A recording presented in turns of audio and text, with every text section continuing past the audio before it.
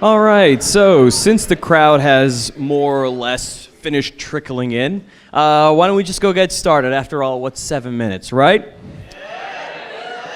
So first of all, good morning and welcome to Anime Expo 2013! Happy 4th of July, happy Independence Day. Yes, Independence Day, when we finally show our parents that we can go to a convention center and be responsible, for the most part. It's a beautiful, beautiful day in Los Angeles. It's very cool for this time of year, and certainly for this time of the week, considering earlier on. So, welcome to How to Survive Your First Convention. My name is Victor Frost, and for the next hour, I'm going to do my best to impart some knowledge that I've accrued over the years, as well as knowledge that I've gathered from my friends and convention staff here. I just came back from having a last-minute chat with ConOps and the people who work at the Lost and Found, all people who you should respect with the greatest of vigor. So, first of all, how many of you are actually here for your very first convention?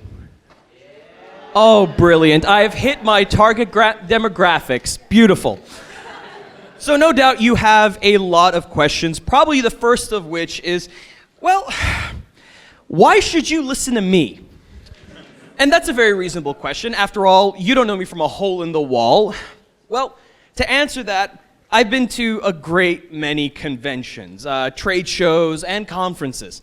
I've been to NAB, which is National Association of Broadcasters, Penny Arcade Expo, Anime Los Angeles, Macomb Con, Anime Expo, Equestria LA, LA Auto Show, and many, many more, such as various science symposiums that I'm not going to drag on because the names are often too long and too confusing. And if you don't have at least a master's degree in chemical biology, you're going to fall asleep before I even finish the first chemical compound in the name. I've been to conventions as staff. I've been as a panelist, obviously. As an exhibitor, as press, as an industry rep. I've been to a convention in pretty much every way you can go to one without actually working at the convention center. So here's what you're going to learn. You're going to learn convention survival basics, cosplaying basics, convention etiquette, how to deal with emergencies, various tips and tricks I've accrued over the years, and maybe afterwards we'll deal with a little bit of a shouting between you and me during a Q&A, which is kind of doubtful, but we'll see. So why do you need this? Well, number one, conventions are cesspools. It is warm. It is filled with human bodies. It is a very, very good environment for viruses and bacteria to transfer. And considering some people come from out of state to come to a convention, it allows for biological diversity, a variable smorgasbord of ways to get con plague. Number two, people forget how to be human sometimes. Etiquette, hygiene, it's amazing and disgusting. And finally, learning all of this will just make life easier for all of us. The better we can go through our convention experience, the better off we are in terms of our interactions between people. So number one, let's start with the basics. So I named this panel, How to Survive Your First Convention, for a very good reason. This is stuff that'll help you stay, with very little exaggeration, alive during a convention. See, conventions are their own little worlds, and often you forget how to keep yourself in proper working order. Every time I'm at a con, I see people passed out in the hallways or in the alcoves because they just get caught up in so much of the excitement, they forget how to keep their body running. So, and they don't do it on purpose, they just get caught up in the excitement and everything about it. I mean, conventions are fun, they're supposed to be fun. So, how do you stay alive in convention land? Well, the first thing you need to know, and I cannot stress this enough, is read the code of conduct for the convention, okay? It is very important. The convention guidebook and the code of conduct is to be your Bible during the convention. It contains everything you need to know about how to not piss off the staff, okay? Now, convention staff are wonderful people. They are volunteering their time to help make this experience as pleasant for you as humanly possible. However, when I say you, I do not mean you in particular. I mean you as a group, convention goers. The funnest people that can ever fill a convention hall is anime and possibly gaming convention goers, okay? And if you start acting in such a way that it starts degrading the overall convention experience for your fellow convention goers, you and the staff are going to have problems, okay? Now, being a panelist, I have on more than one occasion been able to sit in at convention operations and listen to the radios the staff were using.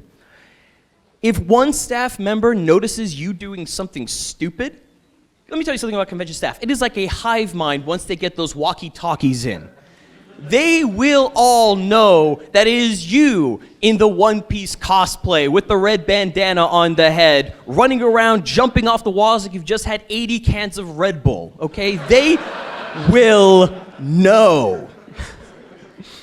Cause enough trouble, and you'll have a staff member approach you and ask you to join them in a pleasant walk to ConOps, where they will kindly take your badge away and ask you never to attend again.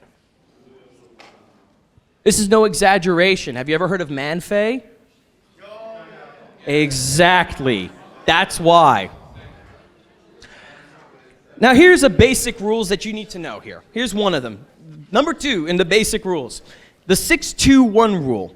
You need at least 6 hours of sleep per night, 2 meals a day, and 1 shower per day. Not during the convention, per day. Okay?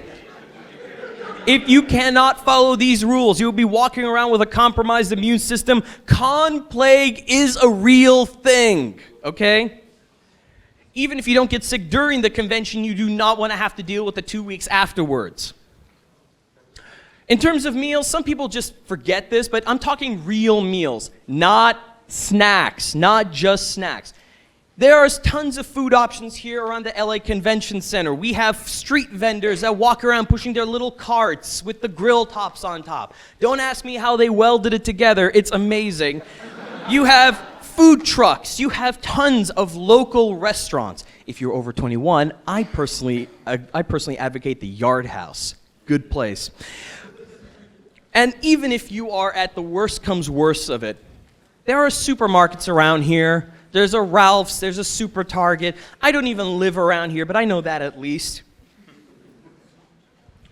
Hydration, very important. 2 to 3 liters of fluids per day. Now, I know there's this myth around that fluids don't count unless it's water. That is, in fact, a myth. According to the Mayo Clinic, you can get your fluids through sodas.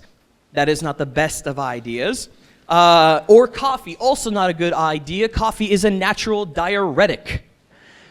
Juices and waters are preferred. You will get your vitamins from the juices, and water is always a good option. Drink when you are thirsty, but drink regularly. On here on the screen is a picture of a bottle with different times demarcated on it. Those are benchmarks. If you drink every 3 to 4 hours, you will remain hydrated throughout the course of the convention. And you will not get dehydration headaches, because dehydration headaches suck. Do you know how dehydration headaches work? Your body is so desperate for water, it starts pulling it out of your brain. Yeah, it sucks, because your body is telling you, hey, put some water in me. See, here, look at this. Provisions, 1 bottle, 2 bottle, 3 bottle. And I got some snacks over there, okay? Footwear. Footwear is a must. Now, I know some of you who are dedicated to cosplay are thinking, but my character doesn't wear shoes. It's a rule of the convention center. You can actually be kicked out of the convention center, not even by con staff, by the actual center staff for not wearing shoes, okay? You need to wear shoes. And I wish I didn't have to say this, but come on, it's kind of a no-brainer. There is stuff on the floor, okay? What if somebody dropped their bottle of, what is it, the energy drink, whatever, and it's glass and it shatters. And oh, they tried their very best to pick up the pieces, but then you have this sliver. And next thing you know, you're walking around trailing blood. That is not good. Wear shoes are designed for long-term comfort. Now, personally, I work a day job, okay? I wear these semi-dressy shoes, so I'm comfortable in these. I walk around in these all the time. But wear shoes that you are comfortable in. If you like wearing combat boots, wear the combat boots as long as they're broken in, okay?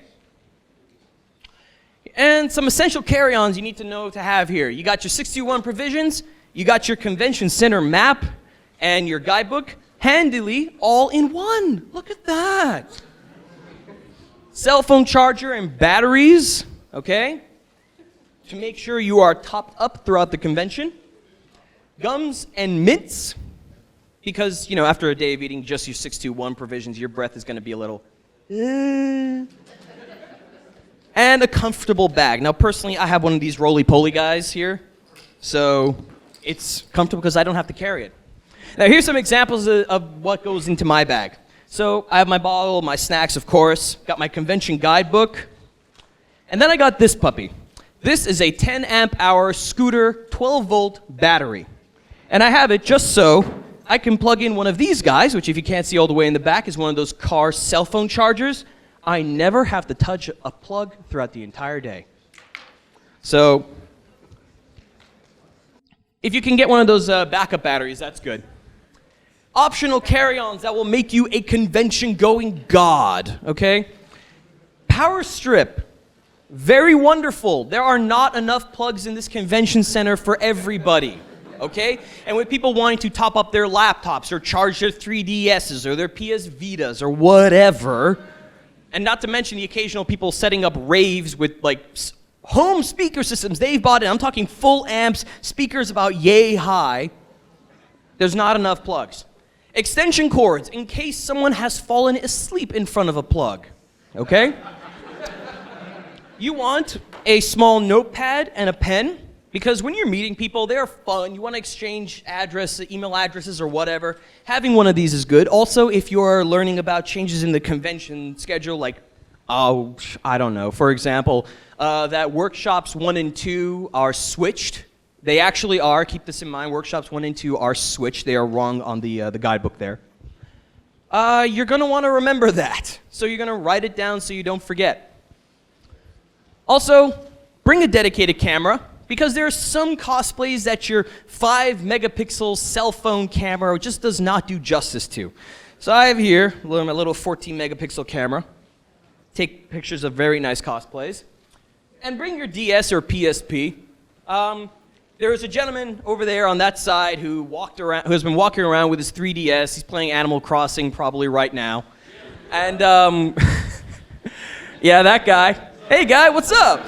And he's been collecting street passes like crazy. That is the great thing about conventions. Because even if you live in Podunk, Milwaukee or something, if you have your DS at an anime convention, you will get every street pass you have missed up until that point. Okay? Here's some recommended leave-at homes. Your laptop and your MP3 player, as well as anything you are unwilling to lose. You are at an anime convention. Why do you have your laptop with you?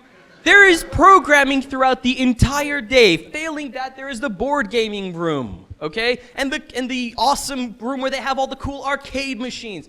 I am down to play hours of Initial D, okay? All right? Oh, we've gone back. Also, your MP3 player is wholly unnecessary. You are walking around a convention. There is awesome things happening all the time. Last year, I was walking around. I started hearing this awesome sort of jazzy kind of music, and I find out there is a electro swing rave going on in one of the empty hallways. This is the kind of stuff you will miss if you have your earbuds on all the time. Cosplay basics. And in case any of you are too young, that's Schwarzwald from Big O. Oh. Now, cosplay is one of the fine arts of any fandom. It takes dedication, hard work, and planning to cosplay. It is, I believe, the ultimate homage to a character because you are literally becoming that person. Now, this section covers some things you should keep in mind regarding cosplay, and it's divided into 2 main segments. 1 for cosplayers, 2 for people who are observing cosplayers, which generally means everyone else. But before I get to those, I'm going to take this opportunity to hopefully stamp out some of the many prevailing stupidity stupidities regarding cosplay and instead fill your heads with ideas that are more in tune with those a rational human being would have. The color of your skin does not matter when you are cosplaying. Nor, for that matter, does your ethnicity. Cosplay is about expressing your passion about a character you are dressing as. If ethnicity mattered, 99% of us would not be able to cosplay because guess what, folks? 90% of the anime characters out there are Japanese. Okay? I am an Armenian Iranian dude who grew up in New England. There is no way I could cosplay if that mattered. Not even Hatalia would have an option for me.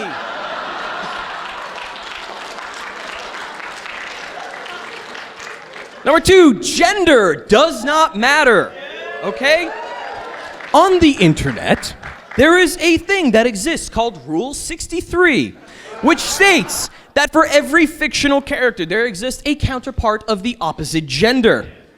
Fan art like this is often lauded, it is praised, it is held up and say, this is an example of artistic greatness. And yet, for some reason, people get freaked out when that art steps off the page, so to speak, and becomes a cosplay, especially so when the switch is from a female character to a male for the sake of cosplay. If I could smack these people on the nose with a newspaper, I would. If you are if you are fine with a girl cosplaying as Edward Elric, you should have no problem with a guy cosplaying as the Major from Ghost in the Shell or Chi from Chobits, okay? Your hypocrisy is stupid.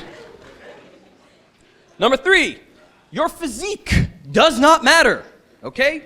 This is perhaps the most infuriating of them. And unfortunately, it seems that it is largely my gender that is guilty of doing this stupid thoughts. You see, this comes up often when a woman is cosplaying as a character that is not physically similar to herself. And this is not unlikely. After all, many female characters in anime are drawn in a hyper-idealized manner. They have physiques that are simply impossible for a real person to have. This is my friend Katie Edwards. She is an awesome cosplayer.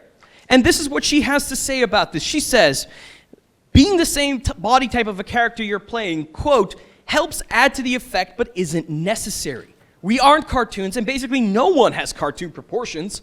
What's important is to strategically edit and fit the costume so it looks good on the person wearing it. That doesn't just apply to fat versus skinny, but things like being long-waisted versus being short-waisted as well. But there are plenty of costumes that need to have proportions adjusted to look good on anyone, despite body type. One strong example of this is Madoka from Puella Magi Madoka Magica. I can never say that right. Her bodice has a drop waist, which elongates the torso. Shortening the bodice without adjusting the rest of the details makes the visual proportions very wonky. Edit for your shape, and it won't particularly matter what your shape is. So now it's time for the general tips. Cosplayers, remember, cosplaying is a commitment. If you are walking around with a giant Space Marine costume, understand that you're going to be wearing that for probably the duration of that day. You will have a hard time checking that at bag check, okay? You need to be careful of the size and be careful of the weight of your costume. If you are going to have to go to sleep every 3 hours because you're just too damn tired walking around wearing a giant costume or a costume that is too hot or something, you're gonna have a bad time.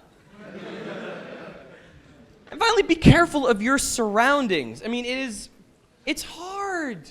If you're walking around with a long train behind you, and for guys here who do not know what a train is, it's the big long thing at the end of a wedding gown, okay?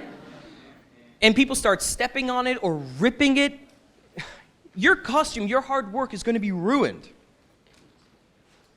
So, what do we do about interacting with cosplayers? Well, interacting with cosplayers, rule number 1 is always ask permission. Before you want to take a photo with someone, before you want to look at the amazing embroidery on their costume or whatever, ask permission. Cosplayers are not action figures. They are not your personal models. They are...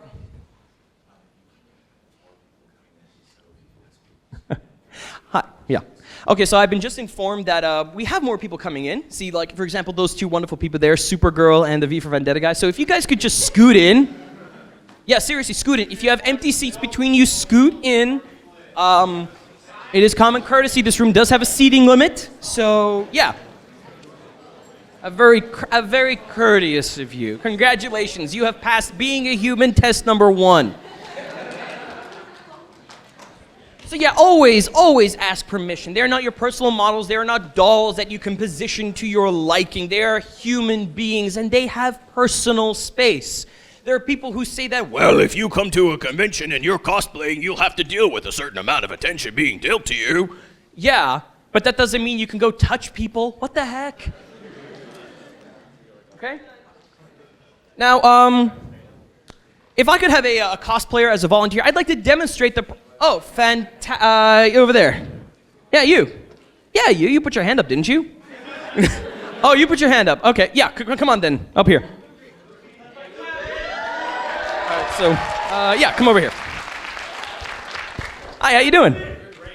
I'm doing good. What's your name? My name is Nathan. Nathan, cool. Well, hey, thanks for coming, Nathan. Thank you very much. So Nathan and I are going to do a little role-playing exercise here. We are going to demonstrate the proper protocol for asking someone to take their picture. And if I could get just another volunteer here.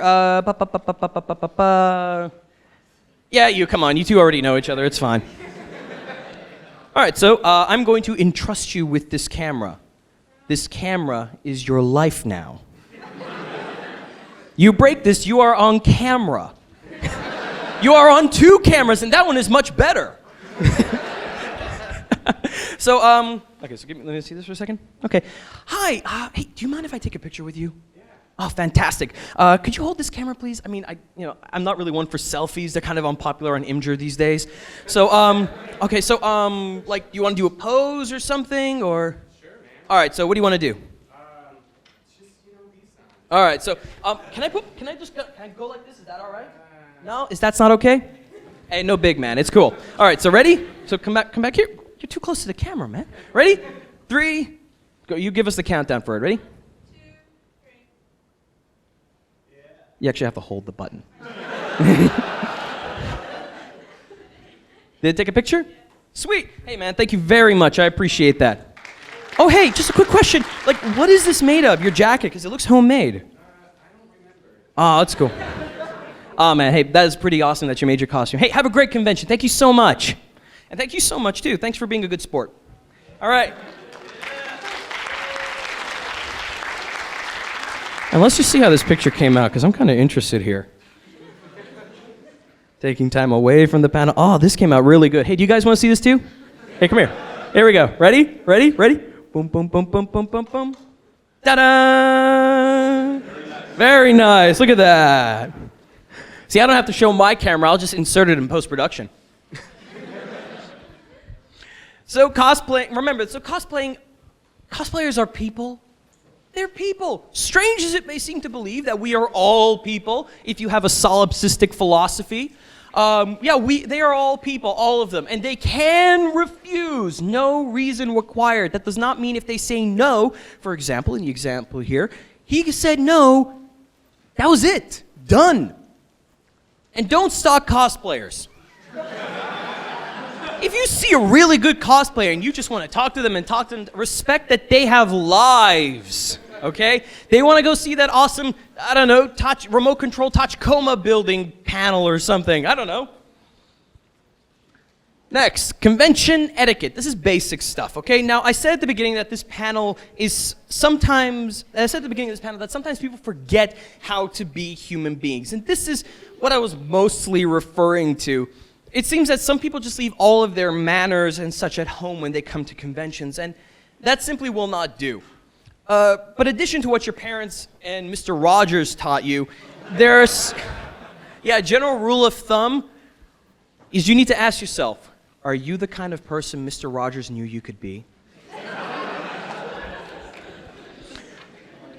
In addition to that, there are some mores that are part of convention culture. And, The regular things like being polite, saying please, thank you, holding doors for others, those are the basic stuff that you should already know. But here are ways you can be an example of a considerate convention goer. Number one, do not glomp. Now, if you are familiar with the term, a glomp is a sort of running tackle hug. That is, I would hesitate ever to ask someone to demonstrate this simply because the convention staff would get nervous, there's liability issues, so I'm not going to. But normally, the case is that there's an attractive male cosplayers or celebrities like Vic Mignogna or something, that will experience a glomp. But actually, I have experienced a glomp before.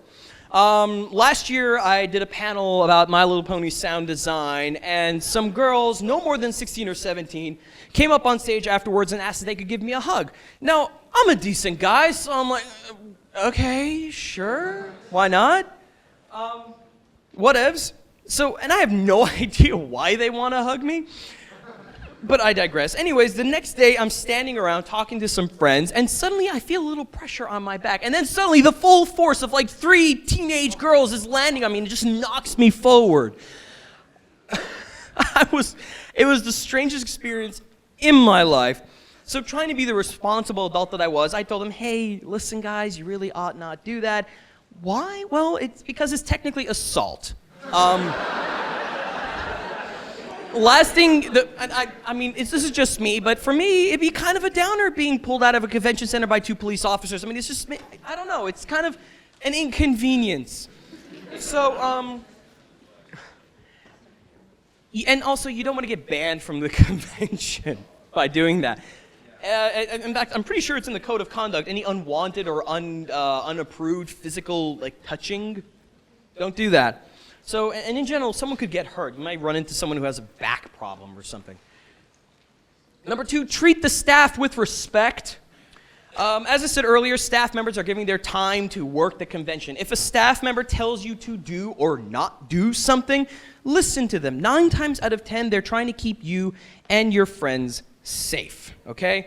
Even if you disagree with them, even if you think this is one big misunderstanding, or even if you think they're just being jerks, don't start yelling at them, okay? Channel your inner Mr. Rogers or Bob Ross or whoever your Zen guru is and act and respond to them in a calm, positive manner.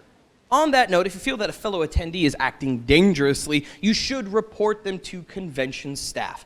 And as always, have patience. Staff members, even if they seem like they're on a short fuse, they've probably had a long day, okay? Don't touch the glass. Kind of a, what does that mean? In the dealer's hall, you will find many a glass case filled with lots of awesome little goodies that you just want to get your hands on and go, oh my God, it has 8 degrees of articulation or whatever. Dealers use these to highlight their best wares, like a spotlight singing, buy me, buy me. If the glass case has your fingers on it, it'll sound more like this. Oi, Hopper, come take a look at these very nice things. You catch my drift, okay? If you want to see something in a glass case, ask the vendor if you can hold it. They may say no, but if they say yes, huzzah, you have done a decent thing. Respect an artist's booth. While we're on the subject of the dealer's hall, it is very rude to put stuff on artists' tables or obstruct the view of their booth.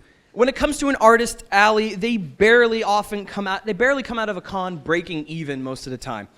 If you like their work, buy something. If you are on a tight budget, which I can totally relate to, that's fine. It's perfectly okay to go through the entire dealer's hall and then kind of figure out what you want to buy. If you see something on a booth that you might like but may not buy right now or kind of waffling on it between it and another thing, take a picture of it with your phone and take a picture of it to the booth so you remember where the booth is.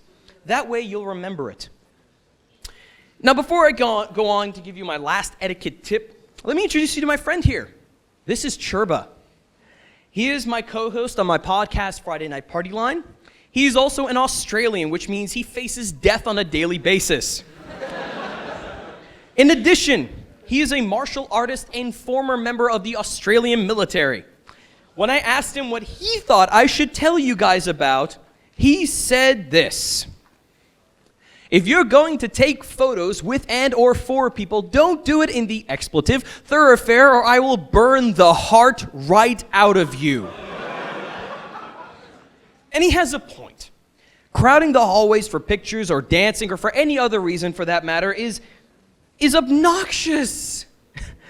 Those 400-foot-long conga lines do more damage to the flow of the people in the hall than if the entirety of AKB-48 went in at once, okay? It's ridiculous. Don't do it. It's rude. People have panels to go to. And I don't mean the convention attendees. I mean panelists. We have to get to our panels. So how do you deal with emergencies in a convention? Like that, huh? Okay. So, first of all, what qualifies for an emergency? Well, losing a valuable item, incurring serious injury, seeing someone else get seriously injured, a potential fight, which happens more often than you think, and in general, things that would typically require the involvement of police, fire, or ambulatory services. For most other things, like if you lose your... Actually, I should bring this up because I was actually talking to convention operations. And this has changed since last time I was here. If you lose your badge and you want to get it reprinted, you know how much it is? $45. Last time I was at Anime Expo, it cost only $5 to reprint. Holy... You don't want to lose your badge, okay? Don't do it. Don't just keep it on. It's right. Mine is right over there, okay? So what does not qualify as an emergency? Losing your shoes. I've seen it happen. I've seen someone walking around with a slight limp because they can't find their missing sandal. Okay? Breaking your own stuff due to your own stupidity is not counted. It does not count as an emergency. It counts as karmic justice. And non-injury inducing accidents. Like if you I don't know, I don't want to say slip because that's actually pretty often a cause of emergency. Like, I don't know, if you're not looking where you're going and you just sort of bump into a wall. Or stub your toe, right? But don't fracture your toe. That's a problem. So here's a generalized procedure, okay? Number one, don't panic. Okay? This is nothing like the Twig of 93. Am I too old? That's from A Bug's Life. I hope most of you young guys have seen that movie. Oh God, I feel like I'm aging by the moment.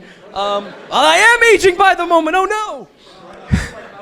Number two, oh yeah, and don't forget your towel. Number two, explain your situation to a staff member. The staff are here to help you. Okay? Number three, do what they tell you to do, okay? Don't just ignore them. Do what they tell you to do. They have procedures. They have learned about a lot of these things, okay?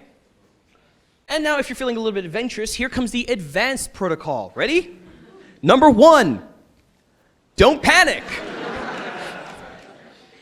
Number two, do the obvious due diligence. Like say, for example, if you can't find your sunglasses, well, did you check the top of your head? Did you check the area of the convention where you were doing those cartwheels? Okay? Do like the basic common sense. Don't just fly into a panic because rule number one is? Don't panic. Thank you very much. Number three, if that doesn't work, explain your situation to a staff member. Number four, do what they tell you to do. What if you lose your wallet or purse? This happens. It happened last time I was at AX, which is last year. This, I don't know, Chun-Li cosplayer, I think she was. She lost her purse. Number one, don't panic. I'm trying to hammer this in for you guys because I'm memorizing all of your faces. If I see one of you panicking, I'm going to be like, oh, first rule, what was it? Okay? Number two, think about your recent activities. What have you done recently? Were you at the dealer's hall? Did you buy anything? Is there a possibility you put your wallet down someplace? Maybe you shoved it in your bag, okay? Number three, retrace your steps logically, okay? You don't want to go to where you were yesterday, okay? You want to go where you were today, where there was a possibility of you taking out your wallet or purse. Number 4, go to ConOps and explain the situation, okay? They will likely tell you to go to the lost and found. Ask the lost and found, hey, have you seen a wallet with vinyl scratch, My Little Pony wallet or something? Yeah. Tell them, and they'll say, oh, yes, actually we have. Or they'll say, no, hold on, let me try and getting someone on the radio, see if they've seen it. Where did you have it last? Okay, I'll talk to them, okay? And finally, check your convention and convention center lost and found. Then report your cards stolen if all of that does not return your wallet or purse to you safely. It's a bummer. You're at a convention. You don't have your credit card. It sucks. Thankfully, there are laws in place that makes you not liable for fraudulent purchases. Hooray, government? Whatever. After the convention, go replace your driver's license if you're old enough to drive. How many of you are not old enough to drive? 1 dude, 2 dudes, 3 dudes.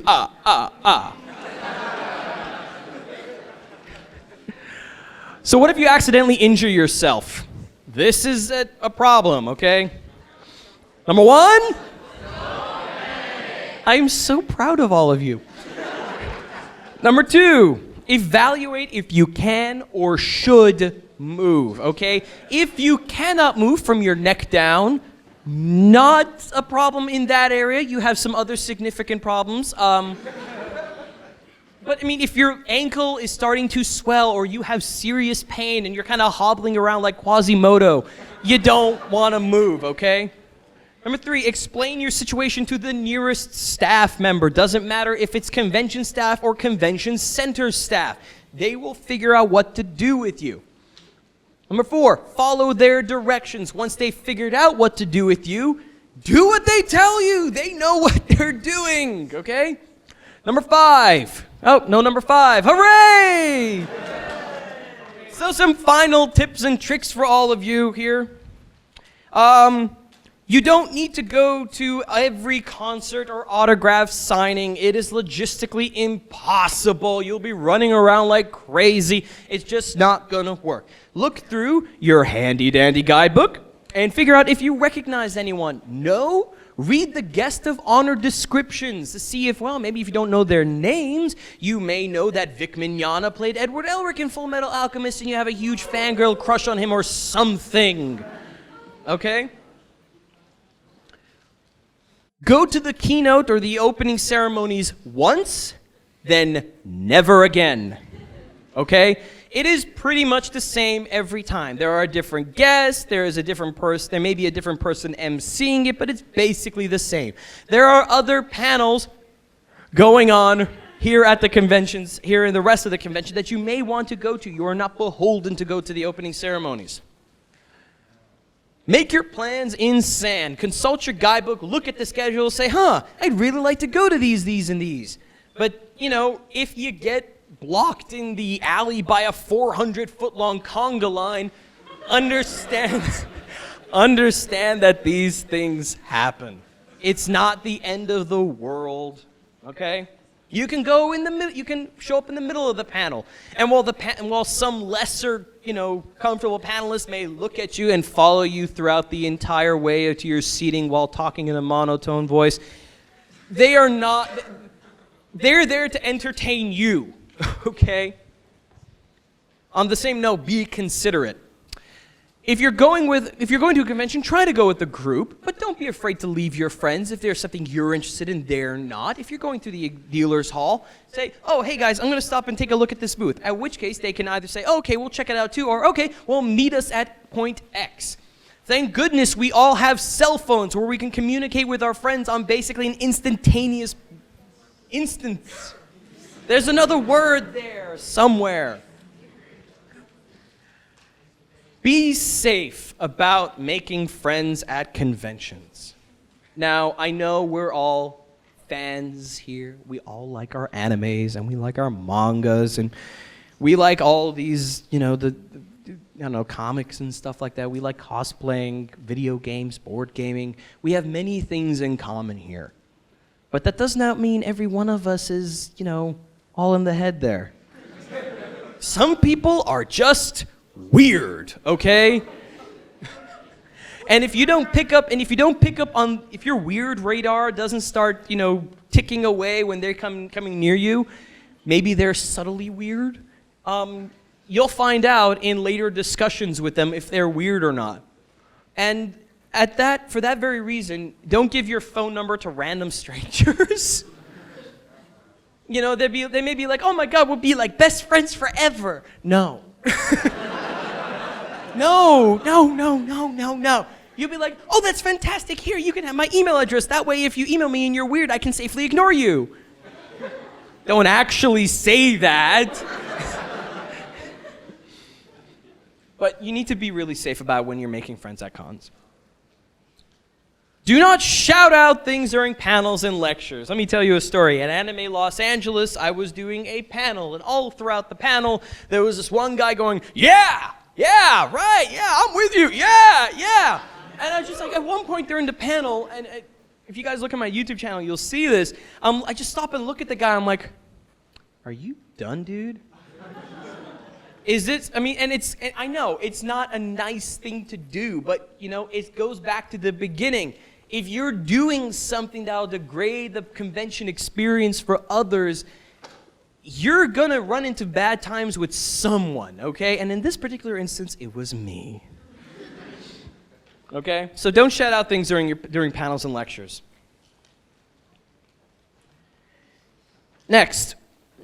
Don't buy swords, airsofts, or other weapons in the dealer's hall. It is so tempting when you see that 50 caliber airsoft sniper rifle just sitting there and looking all awesome with its $400 price tag, and you're like, I need this more than anything else in the known world, more than food and air itself. That same $400 rifle is $200 online. Not speaking from personal experience in this point, experience from a friend, but not personal experience. And more to the point, if you read the code of conduct for the convention, you'll know that all these sorts of things are actually banned from being carried around the convention, which means immediately after you buy them, you will have to go and put it in the trunk of your car, or in your hotel room, or somewhere else that's not in the convention, okay? It's dangerous stuff. It's not allowed in the convention because people can get hurt when people do stupid things. And when people get their hands on replica swords, the propensity for doing stupid things rises exponentially. You'll get some guy going, I am Batosai the Manslayer. And then off goes someone's head. Like, oh my God, I didn't know this metal weapon that's sharpened to the point that it can split a hair in two could actually hurt someone. Number 2, there is no such thing as a limited run item under $200, okay? This comes down to a little something called economies of scale, okay? If you are a item producer, you make more money per item if you can make more of that item, because if you make more of that item, it'll cost less to make that item, okay? If anything outside of the artist alley, forget it. You will find nothing called a limited run item under $200. And if they are lying to you because they want your money. They want to put that pressure on you. The only exception are those things in the very fancy glass cases run by big companies. I'm talking the things that are on the Bandai booth, or the very well-known collectible figurines company booth, things like that, okay? No such thing. And in the artist alley, they can't afford to do limited runs on anything. Else everything is a limited run just because they don't have the money, okay?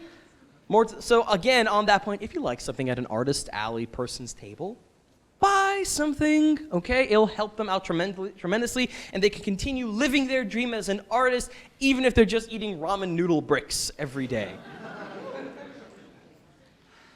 Take lots of pictures. This is your first convention experience. You want something to remember by more than just a badge and a list of email addresses by semi-sketchy people. You want, pictures and videos and, autographs from these celebrities that you previously never heard of, but looking at them in the guidebook, and then 10 seconds on Wikipedia tells them that they are your favorite person in the entire world, okay? You want pictures. You want something to remember this experience by. Go watch anime in the screening rooms. If you've never seen an anime, if you've never seen that anime before, yeah, you've never seen an anime, you're at an anime convention. I just wandered in and I thought, well, I'll just pay $75 for a badge or whatever it is. Watch some anime you've never seen before, you've never heard before. Look through what's going on. Look through all the different listings in the screening rooms and see what there is. A word of caution, though, if I may be so bold. If you are if you're going to an 18-plus viewing room, and you poke your head in, and it is full of laughter, go right on in. If it is dead silent, turn around and walk away.